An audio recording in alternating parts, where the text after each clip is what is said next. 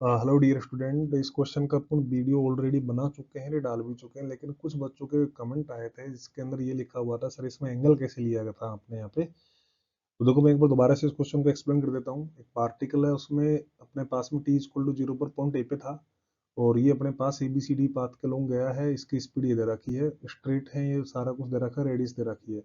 अब इसमें जो सबसे जो इंपॉर्टेंट लाइन है वो यहाँ से शुरू होती है, वो है ना, पार्टिकल इज मूविंग BCD। जब ये BCD पे मूव कर रहा है, then the instant of the time at which the instantaneous velocity है इसकी, वो of the particle along the direction of the average velocity, है ना। और कहाँ से t=0 पर, ये कहाँ t=0 पर अपने पास में कहाँ है बेटा, ये यहाँ पे है। तो अपन को बेटा इस पे जब ये मूव करेगा BCD पे, तो अपने पास में इंस्टेंटेनियस वेलोसिटी है, उसकी डायरेक्शन एवरेज के अंदर हो, एवरेज जो वेलोसिटी है उसके लिए उसकी डायरेक्शन होना चाहिए। देखो, मैं इसको थोड़ा सा यहाँ पे एक बार ड्रॉ करके समझने की कोशिश करता हूँ। देखो, ये अपने पास में क्या है सर, ये पूरी जर्नी है अपने पास में।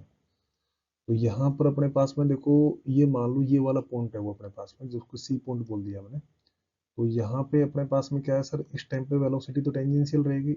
और देखो, अगर मैं इस पॉइंट A के रेस्पेक्ट में, अगर मैं इसकी बात कर रहा हूँ, इस पॉइंट A के रेस्पेक्ट में मान लो मैं बात कर रहा हूँ, तो A से अगर मैं इस पे सीधी लाइन ड्रॉ करूंगा, तो ये अपने पास में क्या होगा, डिस्प्लेसमेंट वेक्टर होगा इसका। अब एवरेज वेलोसिटी की डायरेक्शन किस में होती है, डिस्प्लेसमेंट में होती है। तो यहाँ पर इस पॉइंट के लिए एवरेज वेलोसिटी और इंस्टेंटेनियस वेलोसिटी दोनों एक ही डायरेक्शन में हो जाएंगे बेटा। अच्छा, अभी यहाँ पर सवाल आता है, सर ये जो एंगल आपने यहाँ पर ड्रॉ किया था, ये थीटा कैसे कैलकुलेट किया था। देखो, अभी बेटा अपने पास में देखो, ये तो टेंजेंट है और 90 डिग्री पे होगा। अच्छा, ये अपने पास में यहाँ से यहाँ तक आर दे रखा है क्वेश्चन में, तो ये पूरा जो है पॉइंट ओ के लिए, जैसे पॉइंट ओ के लिए मैं बात करूंगा, तो ये पॉइंट ओ तक अपने पास में डिस्टेंस कितनी हो जाएगी बेटा, 2r हो जाएगी, क्योंकि आर ये है और आर ये है।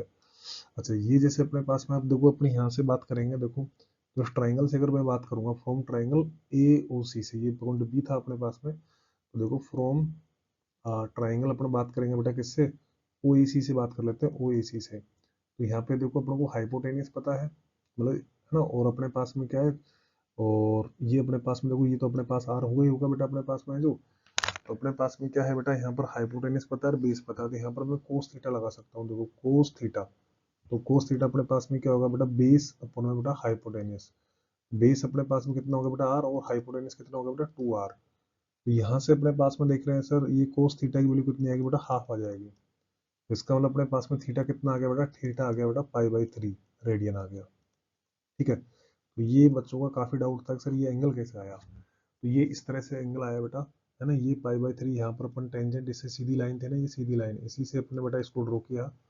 अच्छा, अब अपने पास में देखो, यहाँ पर अब ये डिस्टेंस BC की बात करेंगे, तो BC तो अब अपने पास में एक आर्क हो गया भाई। जैसे इस डायग्राम अगर मैं बात करूंगा, तो ये अपने पास जैसे ये BC है, ये BC है, ये एंगल अपने पास थीटा अपन कैलकुलेट कर ही लिया। तो ये वाली डिस्टेंस अगर BC को मैं निकालूंगा, तो अपन इसको सिंपल निकाल सकते हैं क्या, जैसे अपने पास में πr के लिए एंगल कितना था भाई, जैसे डिस्टेंस कितनी थी, तो जो अपने पास में उसके लिए पाई एंगल था, मतलब पूरा अगर πr आर्क का है ना, तो इसके लिए एंगल कितना है बेटा, 180 डिग्री है। तो अपने पास में जो डिस्टेंस है ना, डिस्टेंस फॉर पाई रेडियन, जैसे पाई रेडियन के लिए बात करेंगे कितना होगा बेटा, πr होगा।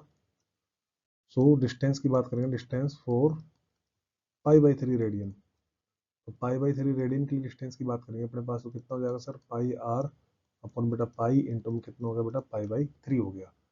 तो ये अपने पास में कितना हो जाएगा बेटा, ये अपने पास आर की वैल्यू तो देखो यहाँ पर 1 है, तो पाई से पाई कट जाएगा, आर की वैल्यू 1 है, तो ये कितना आ जाएगा बेटा, π/3 इंटू में 1 आ जाएगा, तो ओनली π/3 आ जाएगा। तो कहने का मतलब अपने पास में जो BC डिस्टेंस है, जो आपका BC डिस्टेंस है, वो कितना आ जाएगा बेटा, π/3 मीटर आ जाएगा।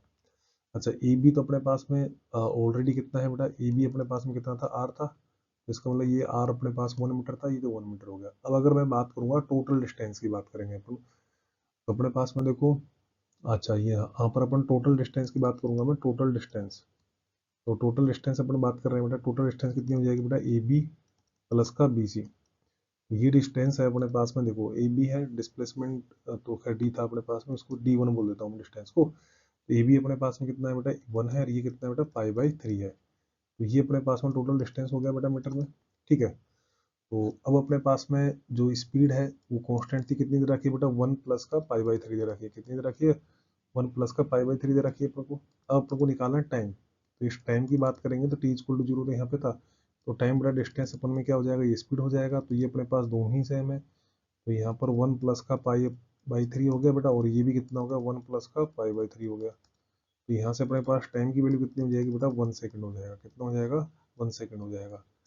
ये इस क्वेश्चन क्या हो गया बेटा, अपने पास में आंसर हो गया। तो इसमें मैंने एंगल भी आपको समझा दिया है, डिस्टेंस कैसे आई है, ये सारी चीज़ें आप इसको देख सकते हो। फिर भी अगर किसी बच्चों को कन्फ्यूजन हो तो बेटा आप कमेंट कर सकता है और मेरे को बता सकता है, मैं एक बार दोबारा एक्सप्लेन कर दूंगा। Thank you.